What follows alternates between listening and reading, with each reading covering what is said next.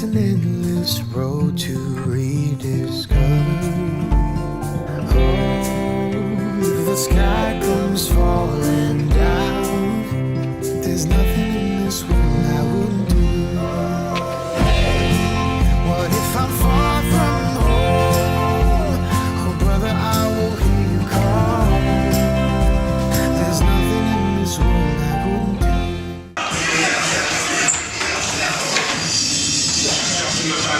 I don't want to look like.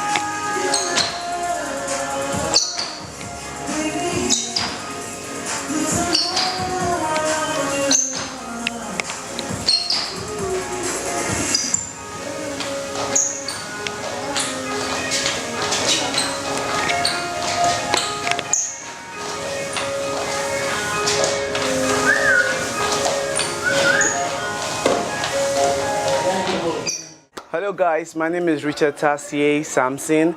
I'm a Nigerian, I'm from River State, I'm 27 years old.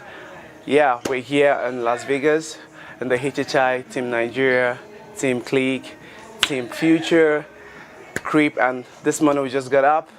You know, we're having some warm-up and workout zone. Okay, Kerry took us on some little warm-up and Tasiva also took us in some housing, workout dance styles. You see, I'm all over sweating, and the guys in there, they're still doing the stuffs. I love the Gaga. She beats the Gaga. She said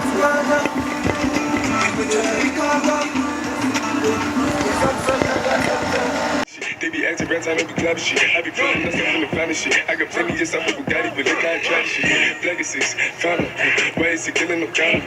Pop a perk, I got Sonic Gorilla. They come and kill you with bananas. For feelings, I feel it, pull up in the finest. No niggas, they come and kill you on the counter. Rollie is dancing bigger than the pound. They go out to the Grammy, but bullet your pound, pull up, I'ma flip it. I got bitches pull up and they get it. I got niggas that's counting for digits. So you make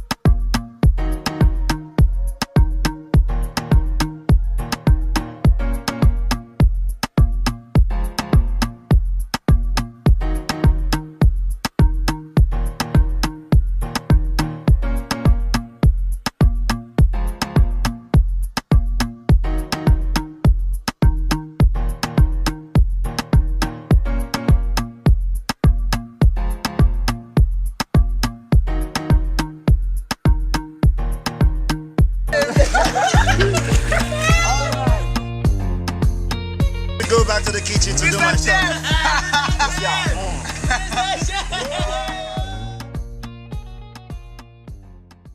Last drop bottle of Sprite. And there it is. And there. That sudden burst of intense refreshment that just keeps coming. Good job, Sprite. Oh man, imagine Just now we're having we're just kidding around, man. Imagine the whole rubbish. Just having fun and people are competing right now in the swimming pool. We asked just to relax, just do a relay, to have fun. And somebody was trying to hit his head on the concrete. For what reason, man? This is called relaxing time. Not kill yourself time. Please.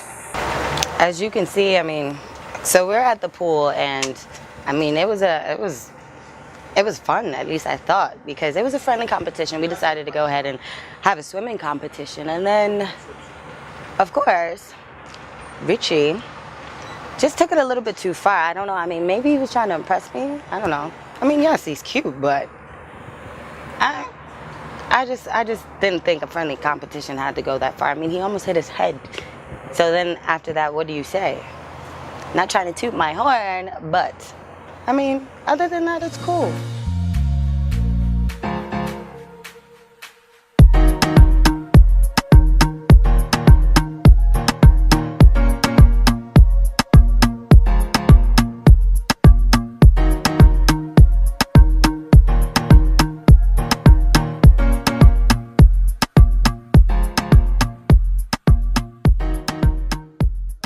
The process has been, it's wonderful, but I wish my team was complete, because sometimes it's very difficult working with other dancers from different dance group, because we have our different flavor, our different tastes, most especially our mentality of how we think and understanding. Working together as Team Future has not really been that easy, because working with my team it doesn't take long for us to do anything. We could work one performance in a day and perform it well, like we did it for a year. But working together as Team Future, some things are not really easy that way, because our mindset are not the same way. We don't think the same way, you know? Yeah, we don't. No, my first time in Vegas. First time in Vegas? But my second time in the competition. In the competition? Yeah.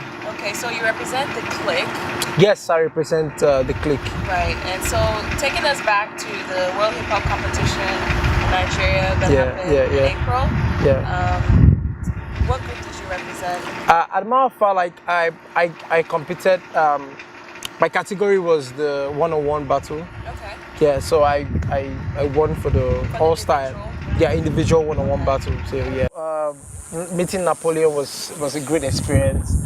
Like he was the one that made. There's this show in America called American Best Dance Crew. Yeah. You understand? He was the choreographer and also director.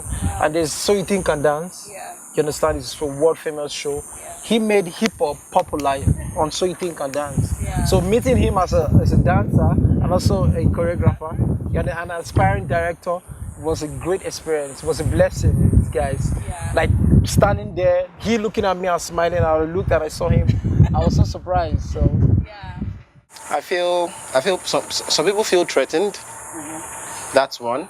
And how should I put it? Some people let their ego take over. They feel they know it all. And on a more serious note, no man is an island. Yeah. Now, this is a team, not an individual. You cannot go there and say you want to do everything by yourself. You need the help of others. Now, if you keep throwing the attitude of you're better than everybody to people's faces, you make others feel bad and they want to retaliate. Now, this is not my first time here. This is actually my third time in US, apart from other countries. Now, I've learned to respect people in front of me. There's what they call hierarchy. Now, if you don't pay respect to people in front of you, the ones behind you will never pay respect to you. That's just it. I've studied everybody in the group. I have my own faults, and whenever they tell me, I immediately correct myself. Because I won't like someone else to start saying, Da Silva is doing this, and I don't like it. Whatever the problem is, tell me. If I can fix it right there, and I'll apologize to you for it, I will do it. It doesn't cost me a pin. But when you feel you know it all, and like, if you talk to me, I will fight you, I will do this. That's childish. We are here to help each other out. Now, for example, we rehearse together in the same rehearsal ground. We look at each other's routines and tell each person, oh, guys, you're not doing this right, you're not doing this right. And if the person wants to go off board, we're like, guy, we are not asking you to do this. We are correcting you because we want the team to be better. We were dancing and I was panting and I had to correct that stuff. So probably on that process, it has sounded maybe kind of harsh on Manny. I was talking to Manny, Chicket, and the next thing, he blew up. The thing about it is, the clique we've been like this. That's why we chose the name, the clique. And for the fact that somebody does not want to listen to the next person is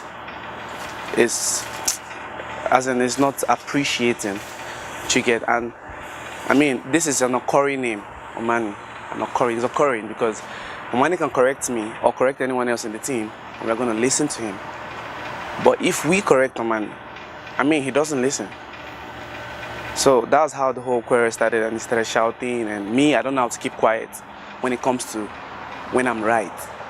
And when it even comes to Omani, I don't know how to keep quiet because I've been, containing his so many talk to me, you understand? So today's zone, I just couldn't help it because, I mean, we don't have any time to start arguing about a particular move. That's why I had to speak back at him. And the next thing, he threw an insultive word at me. I had to respond. That's how it is. So that's exactly what happened today. What happened today was just really, it was really disappointing. I mean, you don't expect this kind of behavior at this stage in the competition. At this stage in the competition, the other countries are not worried about things like formations or positioning or who is supposed to move where and what. Yeah, I mean, I understand the situation in Nigeria. The visas are given late, the competition holds late. For technical reasons anyway, these are things that are out of our reach. The time is allocated for visa interviews, so I mean, you can't even rehearse that long to start with, even if you wanted to. But there's something we have over these people, which is the maturity. Most of these people who are coming in some of them are really quite young. We have teenagers and stuff. We don't have any teenagers on the team, so we expect a certain kind of behavior from everybody working. It was really frustrating to see them arguing so much about such trivial issues, talking about formations, and then it was almost coming to blows. I know when I lost my top myself, usually not want to lose it that quickly. It was really disappointing because it almost brought down the morale in the rehearsal room, especially with the other guys who were doing their best to make sure everything was going as planned. I think it all boils down to respect for each other. You don't want a situation where people are in rehearsals and you talk to people in a certain way. You make sure that you get your point across as politely as possible. You don't want to hurt anybody's feelings, but hey, it's art at the same time, and artists are usually very emotional people. It's usually a very emotional thing. You have to reach deep into a certain part of you, and that's why you're creative. That's why it's not always a very logical thing. The things that excite us, are things that are out of logic, and yeah, that's why. I guess that's what makes us artists. But then also, is you're an artist in one part, and then you're a professional on the other part. You expect a certain kind of behavior. The reason you're paid to do what you do is because you don't do it like everybody else. I'm not just talking about in skill, but in character. You expect a certain response. You expect to put your point across to people in a certain way. You tell them, oh, this is what you are supposed to do, and I expect you to do this and that. And the other guy, on the other hand, oh, I don't understand what you're saying. Please, could you explain? It wasn't an issue for heightened tempers. I wouldn't like to say this guy was at fault, Richard was at fault, or Michael was at fault, or anything like that. But what I would say is they both had their share of the blame. Michael is an older person for one. He's more experienced in this. He's been at this competition. He knows the process. Richard, on the other hand, is new, and this is his first time in this competition. So I mean, you know, he has a lot to learn from Michael. You know, at the same time, there are things that he might see which Michael is not seeing at that particular point in time. So I mean, it's just, you know, they both had their parts in this particular issue.